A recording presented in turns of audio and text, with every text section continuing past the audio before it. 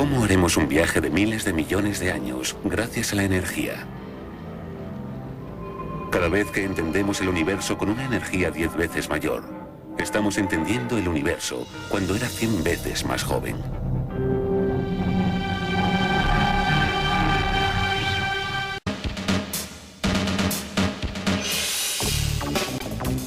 ¿Quién levanta estas nuevas catedrales del conocimiento? Rodeado por el macizo del Jura, cerca de Ginebra, en Suiza, se encuentra el CERN, el Laboratorio Europeo de Física de Partículas. Aquí ha surgido la idea de la creación del LHC, el nuevo acelerador que comenzará a funcionar en 2007. Desde el CERN se dirige la construcción de este coloso que une a la comunidad internacional en una aventura científica.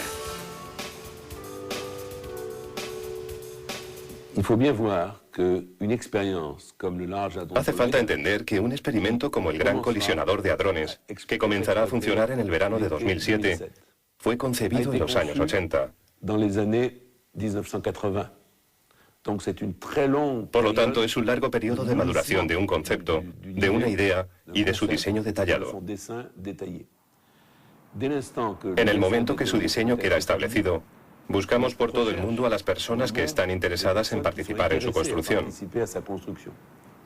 Por lo tanto, supone un reto científico, luego un reto político y después un reto financiero. El CERN recibe científicos de todos los puntos del planeta gracias a un modelo de colaboración que se ha adelantado muchos años a la propia Unión Europea. Reúne especialistas de los 20 países europeos miembros, a los que se suman los investigadores de las naciones colaboradoras y los de los países observadores. En total, 6.500 científicos de 85 nacionalidades diferentes se benefician de las investigaciones que el CERN lleva a cabo.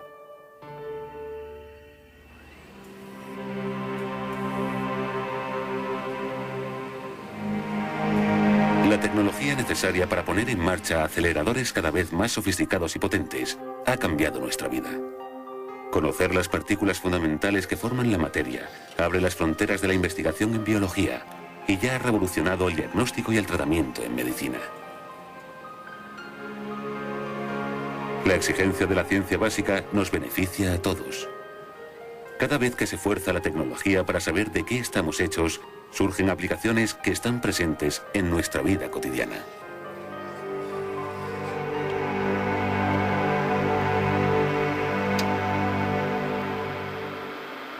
Cuando nos conectamos a Internet, estamos utilizando una de las herramientas que se han creado aquí. La famosa World Wide Web se desarrolló en el CERN para poner en contacto a los científicos de todo el mundo que investigaban la composición de la materia.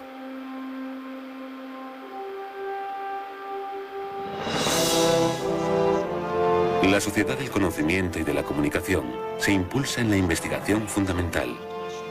Hace 50 años esta idea reunió la ciencia europea.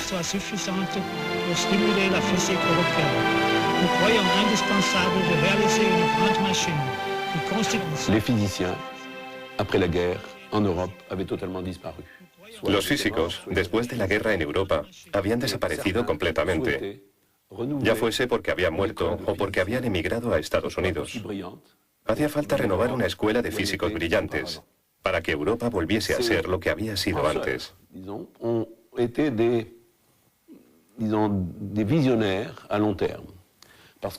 Estos pensadores podríamos decir que fueron visionarios en último término, porque finalmente no solo querían crear un entorno en el que la ciencia tuviese un nivel de importancia visible, sino que al mismo tiempo precedieron los esfuerzos políticos de creación de una Europa unida, imaginando que el papel del CERN sería utilizar el lenguaje de la ciencia para crear lazos firmes entre los países europeos que habían peleado durante la guerra.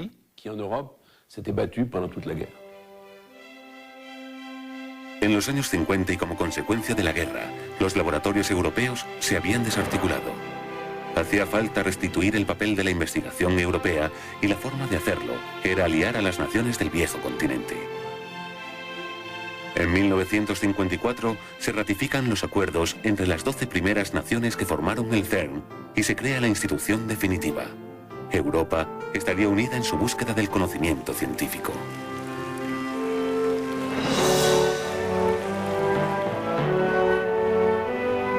El primer paso firme en la aventura de la colaboración científica fue la creación de un acelerador del tipo sincrociclotrón, que comenzó a funcionar en 1957. Poco después, en 1959, se puso en marcha un protón sincrotrón, en el momento el acelerador más potente del mundo. En el curso de su historia, las máquinas del CERN llegaron a multiplicar por 1000 su energía inicial. Multiplicar la energía. ¿Por qué? Básicamente, más energía significa desvelar nuevos misterios en el microcosmos. El LHC será el primer acelerador que explore un rango completamente nuevo de energías. Y lo que esto significa en términos sencillos es que vamos a acercarnos al interior de la materia y pelar otra capa de la cebolla que no hemos visto nunca antes. No sabemos lo que vamos a encontrar allí.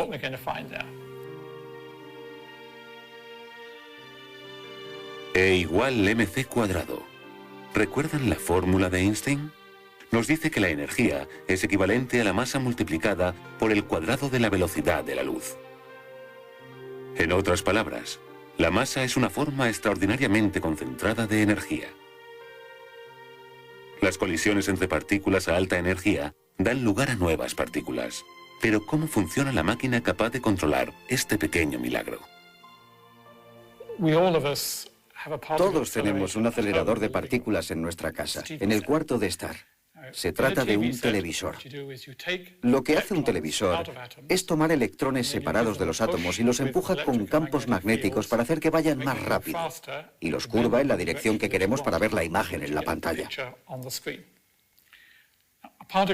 Un acelerador de partículas se parece mucho a un televisor, pero por supuesto a una escala mucho mayor. Así que tomamos los electrones y otras partículas de los átomos y los empujamos con campos electromagnéticos. En un acelerador moderno, lo que hacemos en lugar de empujar las partículas en línea recta, las empujamos alrededor de un círculo, y esto significa que al dar vueltas van recibiendo un impulso extra. Y de esta forma podemos sumar muchos impulsos para obtener una energía mucho mayor. En el interior del LHC, los protones estarán confinados en tubos al vacío para que nada perturbe su trayectoria. Viajarán casi a la velocidad de la luz y recorrerán los 27 kilómetros de su anillo 11.000 veces cada segundo. Las cavidades aceleradoras proporcionarán el voltaje suficiente para que su enorme velocidad se mantenga. Una de las propiedades fundamentales de las partículas llamadas elementales es la carga eléctrica. Y dos partículas que tienen la misma carga se repelen, dos partículas que tienen cargas de signo opuesto se atraen. Un acelerador funciona de la manera siguiente. Supongo que tienes una partícula con carga negativa y un poco más lejos hay una placa que tiene una carga positiva. Entonces la partícula es atraída hacia esa placa. Cuando pasa a través de esa placa, el acelerador cambia la polaridad y convierte esta placa en negativa, de manera que ahora repulsa la partícula en lugar de atraerla. De manera que cada vez que pasa, primero tira hacia donde llega y luego le pega un empujoncito. Y cada vez que pasa por uno de estos elementos del acelerador, recibe un pequeño clac que le hace ir más y más deprisa. Cada uno de los 1.232 tramos que conforman los 27 kilómetros del acelerador pesa 15 toneladas y necesitan trabajar a 300 grados por debajo de la temperatura ambiente. En estas condiciones, algunos de sus materiales se convierten en superconductores, capaces de transportar la electricidad sin resistencia ni pérdidas de energía.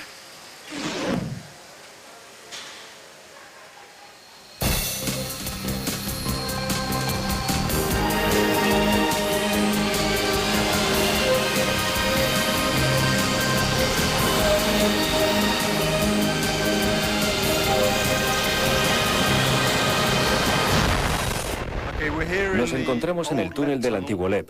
Como se puede ver, lo hemos desmontado todo y lo estamos preparando para instalar el LHC.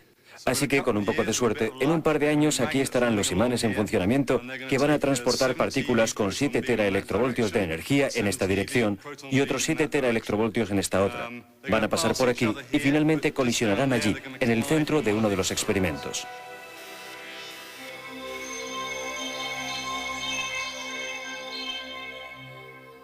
Para controlar la dirección de las partículas, se necesitan potentes electroimanes que confinen las partículas en un haz y mantengan su trayectoria circular. El dipolo magnético orientará su recorrido a través del anillo.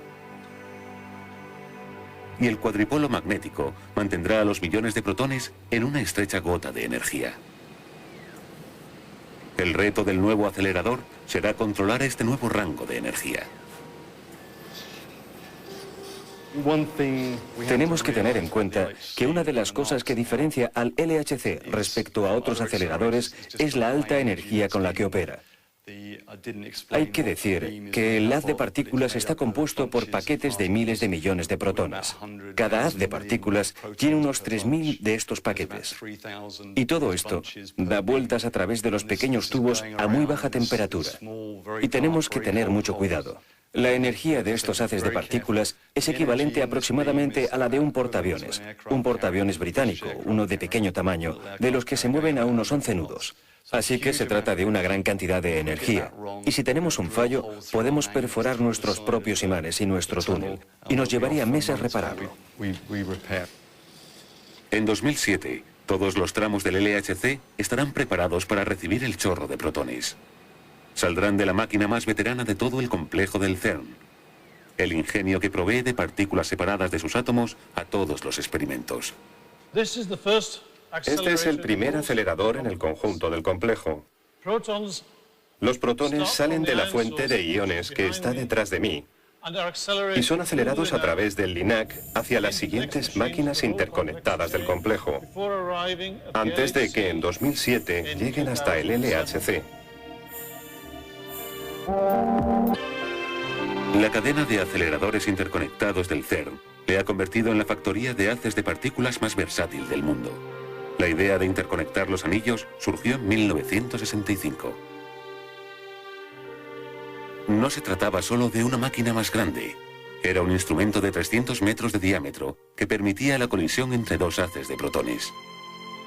En los anillos de almacenamiento interconectados, las partículas ya no chocarían contra un blanco inmóvil, sino contra otras partículas, sumando en la colisión la energía de ambas. En 1971, el CERN produjo la primera colisión entre protones de la historia. Mientras tanto, ya estaba en marcha la construcción de un superprotón sincrotrón, que inicia su andadura en 1976.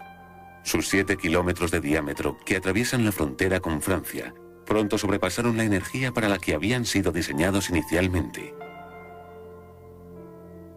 Las catedrales de la ciencia seguían creciendo y nos ofrecían una nueva visión de las fuerzas que operan en el interior del átomo.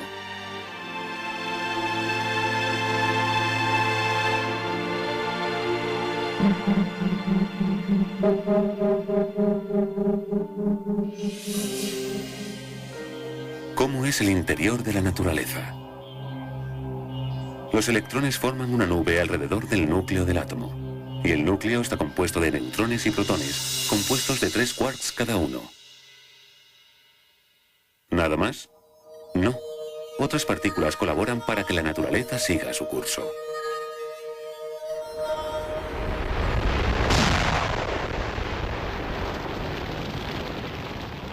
Desde el Sol llegan neutrinos sin apenas masa que nos atraviesan constantemente sin que lo percibamos. Mientras, en el interior de esta estrella, núcleos de hidrógeno se combinan en una reacción continua que produce energía y convierte a nuestro planeta en un lugar apto para la vida. En la Tierra, la clorofila de las plantas libera un electrón por cada fotón que absorbe de la luz del Sol. Se inicia un desequilibrio molecular que se reequilibra constantemente. La molécula de agua se rompe y el oxígeno se libera. Y la vida sigue, multiplicando sus formas bajo los dictados de las partículas subatómicas y las fuerzas que las gobiernan. El verdadero gran misterio de la naturaleza es por qué, a nivel fundamental, es tan sencilla. Y con tan pocos ingredientes se pueden construir cosas tan complicadas como una persona u otra persona distinta.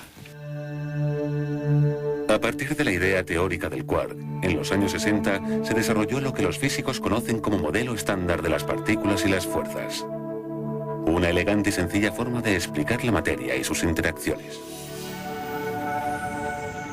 Todo lo que existe se puede formar con electrones, neutrinos y quarks, pero se necesitan otras partículas que transporten las fuerzas que las hacen interaccionar. Las 4 fuerzas que articulan el universo a todas sus escalas. El electromagnetismo permite las reacciones químicas y por lo tanto la vida misma. Mantiene unidos a los electrones de carga negativa con el núcleo positivo de los átomos. Es transmitida por el fotón. La fuerza nuclear fuerte, la más poderosa de todas, la que provoca que sea tan difícil romper el núcleo atómico. Mantiene unidos a los neutrones y a los protones en el núcleo. Y también confina a los quarks dentro de estos. Su agente es el gluón. La fuerza nuclear débil, responsable de la desintegración radiactiva, es transportada por los bosones W y Z. Y la gravedad, la fuerza que atrae a las masas, rige el movimiento de las galaxias y los planetas y permite que permanezcamos pegados al suelo en cualquier parte de la Tierra. Su partícula sería el gravitón, pero todavía no tenemos noticias suyas. La gravedad queda todavía fuera del modelo estándar.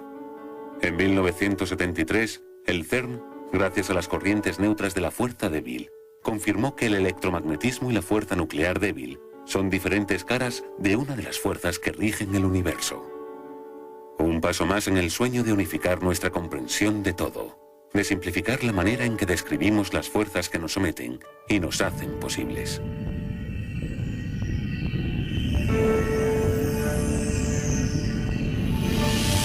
A pesar de la genialidad del modelo estándar, persiste el sueño de integrar la fuerza de la gravedad junto a las demás en una sola teoría y de responder a los interrogantes que ofrece. El sueño de entender la naturaleza de una forma aún más fundamental.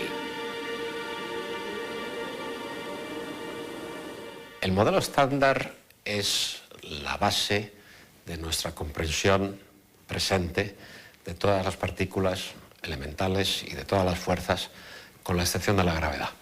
La gravedad, que es la más antigua de las fuerzas conocidas, es la que menos entendemos. Pero todas las otras las entendemos muy bien y están explicadas por un conjunto de ecuaciones, digamos, y de ingredientes que se llama el modelo estándar. Y este modelo tiene el inconveniente de que funciona demasiado bien. Hace por lo menos 30 años que está establecido y nadie ha encontrado todavía que tenga un pequeño defecto. Y por lo tanto seguimos tratando de avanzar más allá del modelo estándar porque tampoco es completamente satisfactorio. Tiene un poco demasiados elementos, es un poco demasiado complicado, no nos gusta demasiado y deja algunas cosas un poco oscuras. Para ir más allá del modelo estándar, necesitaremos remover 30.000 metros cúbicos de tierra.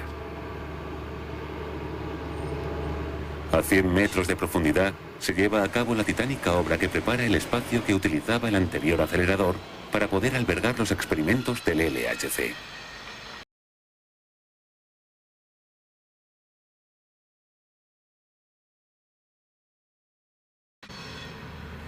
Los desafíos que hemos tenido en la obra civil del LHC han sido de hecho numerosos. El primero que puedo destacar es la dimensión extraordinaria de las cavernas principales de los experimentos que vamos a instalar en el proyecto. Estas cavernas de hasta 35 metros de alto, 30 metros de ancho y más de 50 metros de largo constituyen un récord en este tipo de roca. La arenisca de la cuenca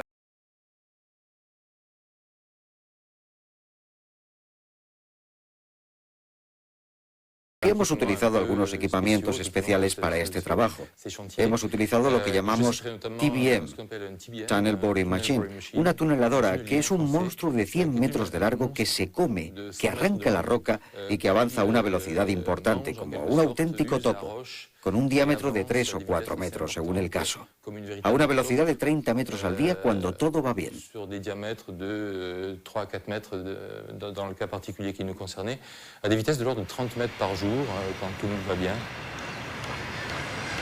El trabajo continuado las 24 horas del día extrema las precauciones de seguridad.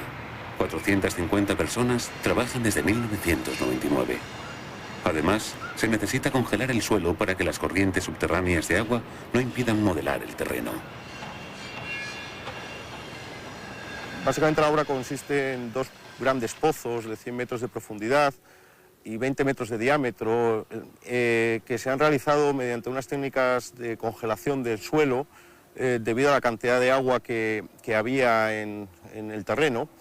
Estos pozos dan paso a unas cavernas enormes de 30 metros de altura, que es más o menos lo equivalente a un edificio de 10 plantas, donde se alojará el CMS propiamente dicho, y una caverna auxiliar un poquito más pequeña, que es donde se alojarán todos los equipos que regulan este CMS. En general ha sido un reto de planificación de tiempos, una planificación muy estricta en todas las etapas en las que el proyecto se ha llevado a cabo, porque el anterior acelerador, el LEP, todavía estaba en funcionamiento. Esto nos obligaba a no producir ninguna vibración, ninguna perturbación de ningún tipo que molestase al LEP. El hecho de tener cuidado para no poner en peligro el funcionamiento del LEP nos ha limitado mucho porque si no habríamos producido un pequeño lío. Y poner tanta atención nos ha comportado numerosas dificultades tratando de eliminar las vibraciones. Hemos tenido que generar soluciones que nos ayudasen a ser muy precavidos. El anterior acelerador, el LEP, sirvió a la ciencia durante 12 años. Para él se construyó el túnel de 27 kilómetros que ahora está reformado.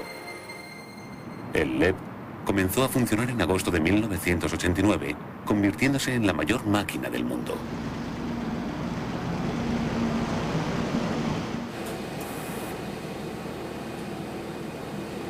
Gracias a las colisiones entre electrones y positrones y a sus 4 detectores, se verificó la validez del modelo estándar. Y muchos de los datos que proporcionó continúan analizándose hoy día. Su eficacia fue tal que solo 2 meses después de su puesta en funcionamiento, nos ofreció la certeza experimental de que la construcción de la materia consiste en 3, y solo 3, familias de partículas. Pero todavía quedan preguntas por contestar. Para los físicos del CERN, quizá la más urgente sea responder a Newton y a Einstein con un genial descubrimiento. Hace 3 siglos, Isaac Newton nos dijo que el peso es proporcional a la masa, pero no supo decir de dónde venía. Hace casi un siglo, Albert Einstein reveló que la masa es una forma muy concentrada de energía, pero tampoco sabía cómo se generaba. ¿Por qué pesan las cosas lo que pesan? ¿Por qué las partículas adquieren una masa determinada? ¿Y por qué el fotón no tiene masa en absoluto? La respuesta está en el vacío. Parece ser que el vacío no está tan vacío como podríamos imaginar, y que atravesarlo supone un pequeño esfuerzo para las partículas. El vacío es lo que te queda en esta habitación, por ejemplo, cuando sacas todo, sacas el aire, me sacas a mí, apagas la luz y parece que no queda nada. Sin embargo, lo que queda, que es el vacío, tiene una entidad positiva y la capacidad de hacer algo. Un pedazo de vacío puede repeler a un otro pedazo de vacío. Este extraño fenómeno se llama la constante cosmológica y es algo que inventó Einstein, que luego pensó que se había colado y que era su peor error. Sin embargo, hoy en día pensamos que no era su peor error, era quizás una de sus intuiciones más geniales, y es que el vacío, a pesar de estar vacío, podía tener una incidencia en la realidad y no estar realmente vacío, sino estar lleno de algo que es una energía, una densidad del vacío. Si el vacío no está vacío, puede hacer cosas. Por ejemplo, puede sostener ondas y moverse. Las ondas del vacío son partículas, y esas partículas que son las ondas del vacío son las partículas de Higgs, estas que estamos buscando tan desesperadamente. Por lo tanto, la teoría predice que la masa se forma por el rozamiento con el vacío. El reto de demostrar esta teoría en la que la partícula de Higgs es la protagonista le corresponde a máquinas tan grandes como edificios de varios pisos.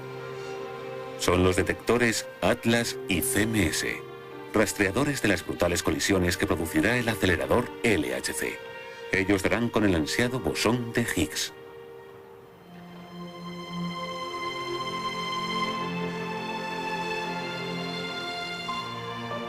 Estos ingenios gigantescos están preparados para espiar la intimidad de la materia dentro de una nueva frontera de energía. Si la partícula de Higgs existe, se revelará en su interior.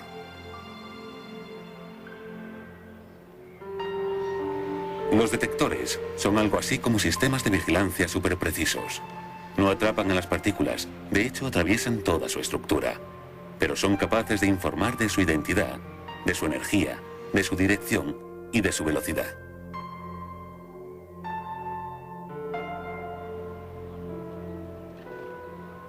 Las huellas de cada suceso serán registradas con una precisión de 1/100ª de milímetro. A esta escala y con una energía 70 veces superior a la del LEP, tendremos que estar preparados para nuevas sorpresas.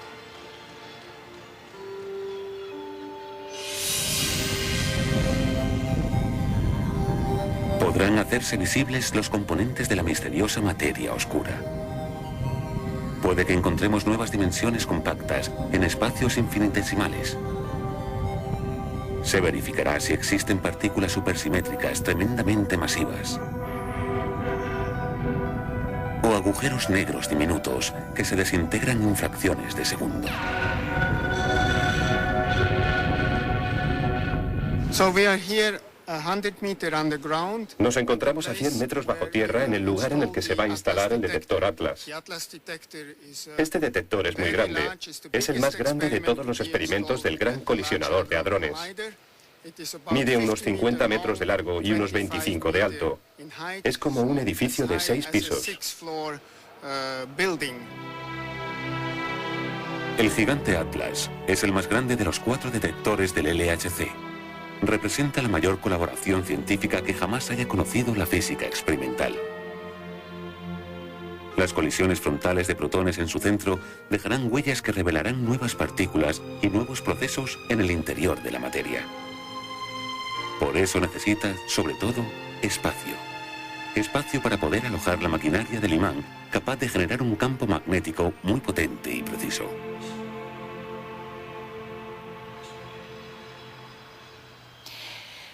Atlas es muy grande porque debe revelar y medir partículas de energía muy elevada. Y cuanto mayor es la energía de las partículas, más grande es el volumen que necesitamos.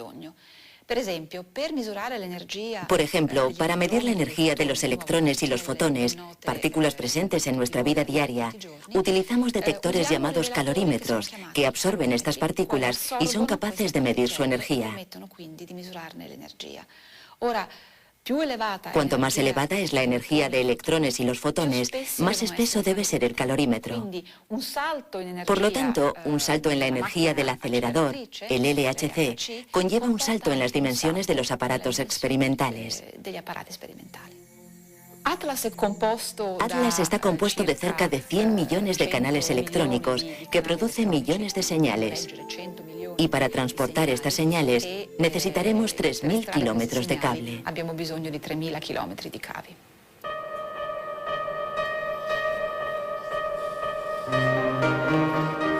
La partícula de Higgs estará acorralada. Puede que se desintegre en 4 electrones. Esa será una de sus particulares firmas. Para que no escape, sus componentes registrarán 40 millones de colisiones por segundo. La curvatura de las huellas en el campo magnético permitirá determinar la trayectoria, la velocidad y la carga de cada partícula. Tras filtrar el interés de cada suceso, solo de 5 a 10 registros por segundo serán considerados interesantes y sus datos se analizarán en todo el mundo.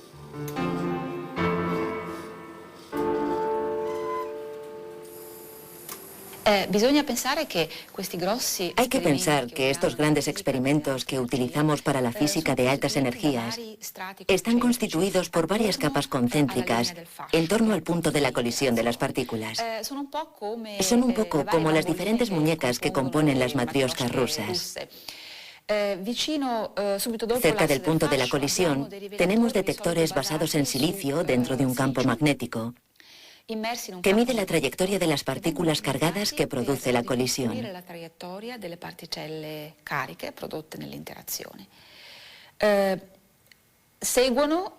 Le sigue un detector que llamamos calorímetro, utilizado, por ejemplo, para medir la energía de los fotones y de los electrones. Y finalmente, en el exterior, tenemos detectores basados en gas que nos permiten detectar los muones. Los muones son como los electrones pero más pesados y son partículas muy penetrantes que atraviesan todo el detector y dan señales en la cámara externa.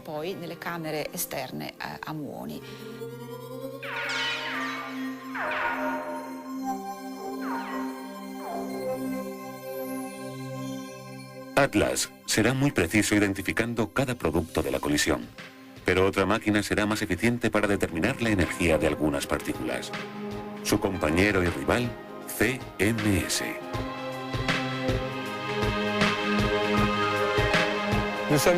Nos encontramos en el hangar de ensamblaje del CMS en la superficie del punto 5. Estamos esperando a que la caverna esté lista, ya que se ha retrasado debido a las malas condiciones geológicas. Pero gracias a las pequeñas dimensiones del CMS, ya que CMS es compacto gracias a su fuerte campo magnético, puede ser ensamblado en superficie. Tras una fase experimental, el imán, cuyo peso total es de 12.000 toneladas, será bajado, fragmentado en 12 elementos, hasta el acelerador de partículas a una profundidad de 90 metros. Las siglas CMS corresponden a Compact Muon Solenoid y es más pequeño que el detector Atlas. A pesar de su tamaño, cuenta con el imán superconductor más poderoso del mundo. Un solenoide de 6 metros de diámetro y 13 metros de largo, capaz de generar un campo magnético 100.000 veces superior al de nuestro planeta. La cantidad de energía que almacenará podría fundir 18 toneladas de oro.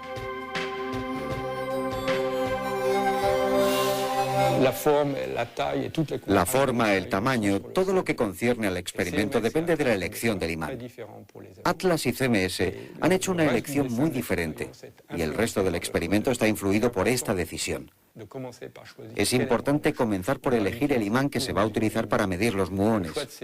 La elección de CMS es un solenoide con un campo magnético muy fuerte, de 13 metros de largo y 6 de diámetro. Jamás se ha construido un solenoide de este tamaño y con un campo magnético tan fuerte. Ha hecho falta desarrollarlo y trabajar mucho con los ingenieros para saber si era posible construirlo. Ahora el imán ya está en construcción y será lo que permita el tamaño compacto del experimento, pequeño en comparación con Atlas.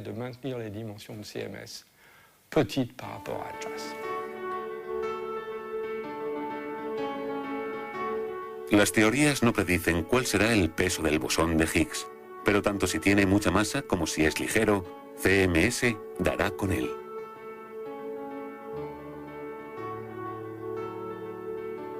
La historia está a punto de repetirse. En 1983 se descubrieron en el CERN otros dos bosones, el W y el Z, responsables de la fuerza nuclear débil.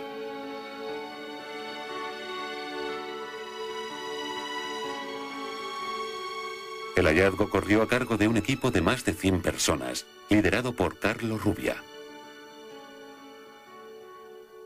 Rubbia recibiría junto con Simon van der Meer el Premio Nobel de Física el año siguiente por sus contribuciones a este descubrimiento. Los detectores del LHC están repletos de electrónica. Ingenios que convierten en señales eléctricas el paso de las partículas por cada una de sus capas, cazando sus datos a una velocidad nunca antes conocida.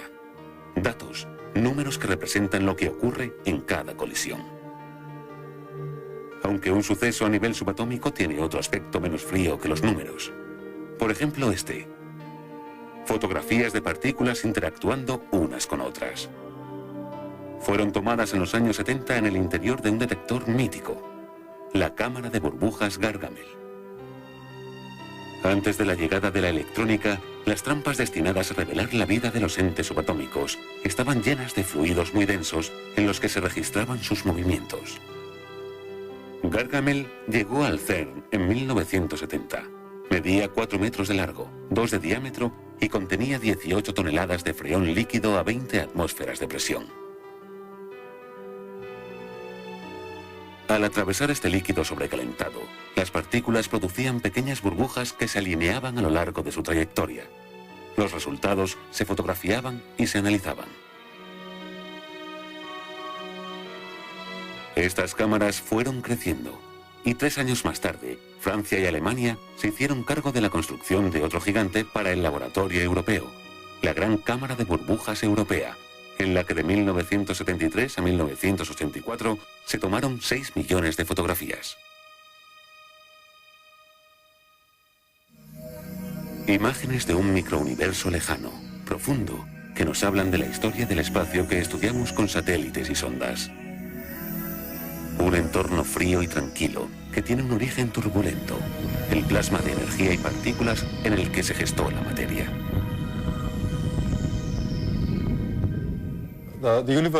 El universo hoy es un lugar muy frío, aunque hay puntos muy calientes como el Sol.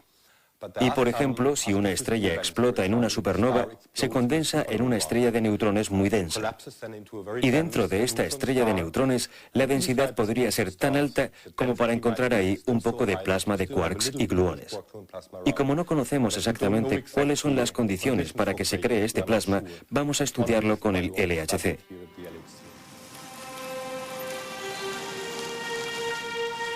El detector ALICE llama a las puertas del Big Bang.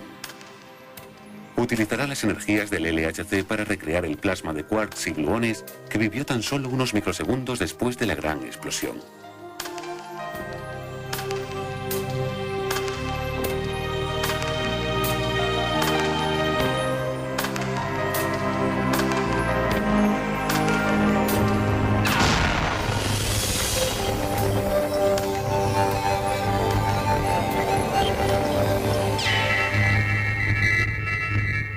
Plasma tan denso y energético que mantuvo a los quarks libres, sin permitir que se uniesen para formar protones o neutrones.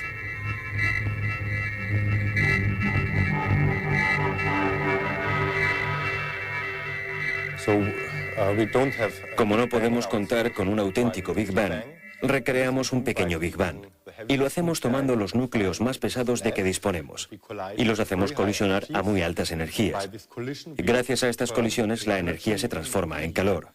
De hecho, calentamos los núcleos a una temperatura 100.000 veces mayor que la temperatura del interior del Sol. Y estos protones y neutrones se funden y vuelven al estado de plasma de quarks y gluones que había en el origen del universo.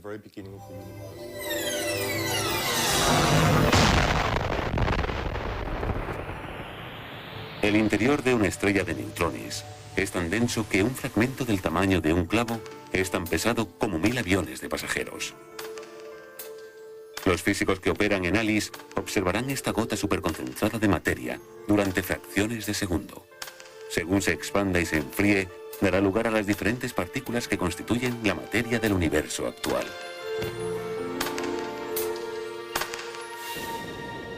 Pero, ¿por qué hay materia en el universo que conocemos? No es fácil contestar a la pregunta. La energía del Big Bang creó tanta materia como antimateria, su hermana gemela. Antipartículas que al encontrarse con la materia se eliminan la una a la otra creando solo energía. Por alguna razón que no conocemos, la materia que nos da forma sobrevivió a esta batalla y la antimateria desapareció sin dejar rastro. El detector LHCb nos dirá por qué la naturaleza ha preferido que estemos aquí.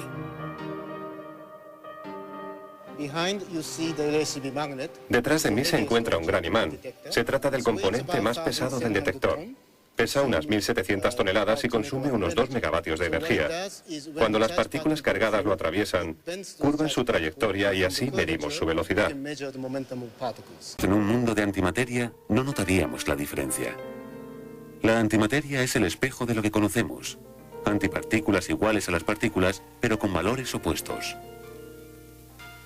Pero tiene que existir una pequeña diferencia en su comportamiento. De lo contrario, no veríamos nada a nuestro alrededor. LHCb pondrá un espejo a la naturaleza. Solo una parte de las colisiones mostrarán la antipartícula clave para saber por qué se comporta de una forma extraña. Parece que inicialmente tuvo que existir un pequeño exceso de partículas de materia respecto a la antimateria. Es decir, 1 billón más 1 de materia contra 1 billón de antimateria.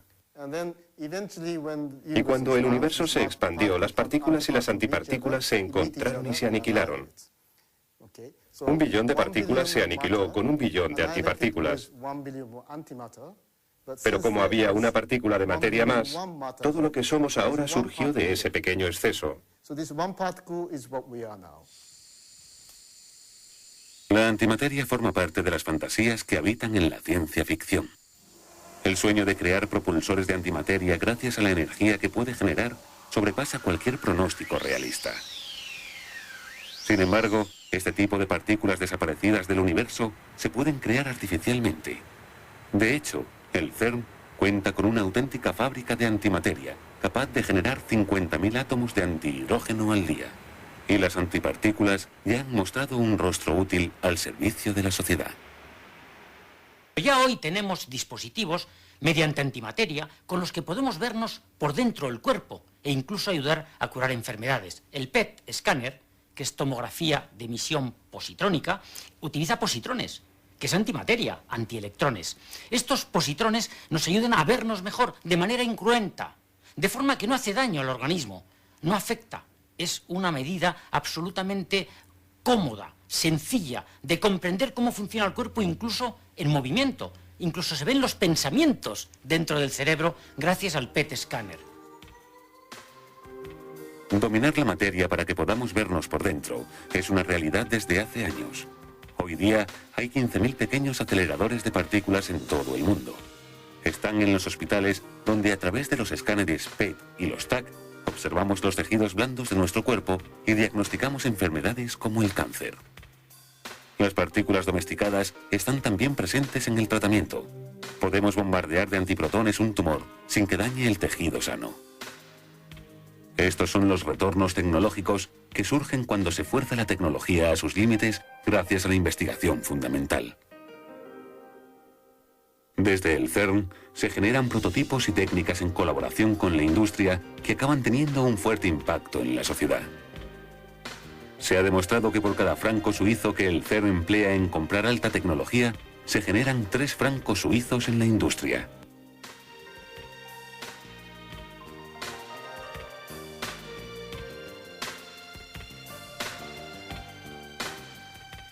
El conocimiento necesario para construir aceleradores y detectores encuentra incluso aplicaciones en nuestra necesidad constante de energía.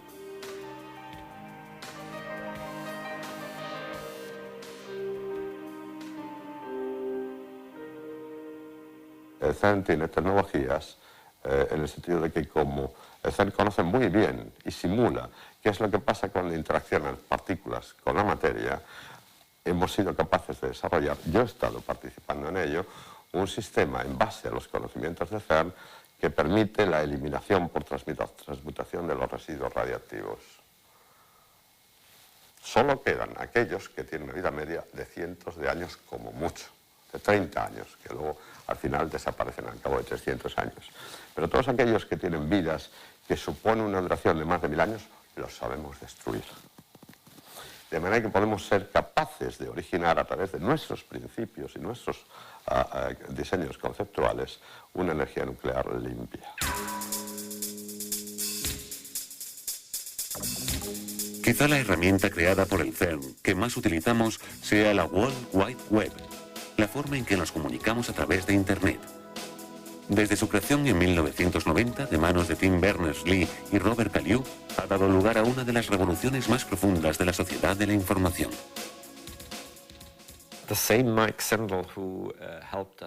El mismo Mike Sendall que nos ayudó a llevar todo a cabo y que también nos ayudó a llegar a un acuerdo con la Comisión Europea y las agencias financieras, el propio Mike Sendall, cuando leyó la primera propuesta sobre la web para Internet, escribió en esta: confuso pero interesante. Esto nos muestra cómo en esos momentos Tim no era realmente capaz de hacer entender su visión. Y es que era difícil. Incluso recuerdo que algunos años más tarde, en un encuentro con el presidente del Consejo del CERN, le dijimos: necesitamos poner el máximo esfuerzo en esto porque dentro de unos años será algo tan utilizado como el teléfono. Y él contestó: bueno, eso es algo que tendrás que demostrarme. Y quedó demostrado. Ahora desde el CERN se prepara una nueva generación de Internet. Debido a que los experimentos que se desarrollan para el LHC generan datos en una cantidad equivalente a la que obtendríamos si cada persona del planeta realizara 10 llamadas telefónicas simultáneamente, se ha creado la grid. A través de la grid, podremos conectarnos con cualquier ordenador del mundo para compartir capacidad de cálculo y almacenamiento de datos. Esta superred ya está en funcionamiento y se utiliza en el proyecto Genoma Humano, en estudios sobre el cambio climático o el cáncer y en el comportamiento de la economía global. Su futuro es impredecible. Mucha gente compara la grid con la World Wide Web y se preguntan, ¿cuándo llegará la revolución de la grid? Bueno, la web tardó algunos años antes de que se convirtiese en un lugar en el que la gente navegase habitualmente. Durante unos años fue utilizada para fines científicos y luego pasó a ser una herramienta para los negocios y nuestra vida diaria. Con la grid esperamos que ocurra algo similar. Primero será utilizada por los científicos hasta depurar su funcionamiento. Y una vez que su funcionamiento sea óptimo, a la gente se le ocurrirá cómo utilizarla para usos comerciales.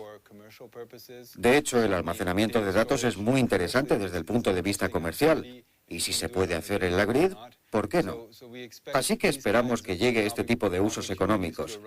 Y la grid nos afectará en nuestra vida diaria, en muchos de los casos sin que ni siquiera nos demos cuenta.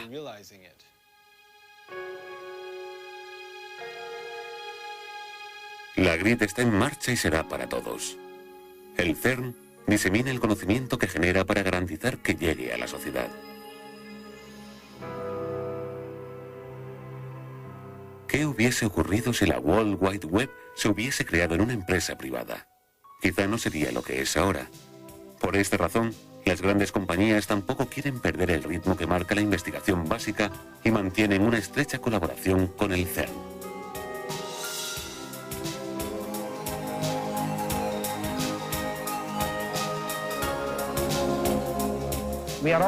Todos estamos familiarizados con el impacto de la World Wide Web, ya que todos usamos tecnologías de la información. Y sabemos que el CERN es el hogar de la web. Creemos que la grid tiene el mismo potencial que la web en lo que se refiere a las infraestructuras de programación con las que opera Internet. Por eso nuestra cooperación con el CERN es muy interesante a la hora de desarrollar juntos la infraestructura del software para la grid.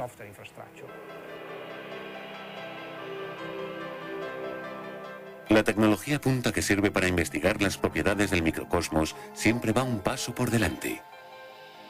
En contacto con más de 300 centros de los 20 países miembros que forman su consejo y 200 instituciones de las naciones colaboradoras, el Laboratorio de Partículas Europeo ha tejido una red que extiende los resultados de sus investigaciones a nivel mundial. El CIEMAT colabora en uno de los grandes experimentos que se van a hacer en el LHC, en el detector CMS, que es un detector donde habrá colisiones de partículas elementales. Y en particular, pues construirá algunas partes de ese detector, las cámaras de muones que están en la parte externa del detector, que eso es un trabajo tecnológico muy sofisticado y muy complicado, y que se tiene que responsabilizar justamente el organismo de hacerlo y luego de ensamblarlo junto con otras partes de ese mismo detector que vienen de todos los rincones del mundo, de Europa, de Estados Unidos, de Japón, etc. 50 años después de su fundación, el CERN, el Laboratorio Europeo de Física de Partículas, sigue uniendo a personas, estados e instituciones con diferentes prioridades e intereses. Su éxito se basa en la capacidad de compartir esfuerzos y llegar a un consenso que marca el camino hacia el conocimiento. La ciencia es el único elemento de la cultura humana que está a salvo de las diferencias ideológicas. El conocimiento de la naturaleza es un deseo común a todas las sociedades y los descubrimientos forman parte del patrimonio de la humanidad. Conviene que no lo olvidemos.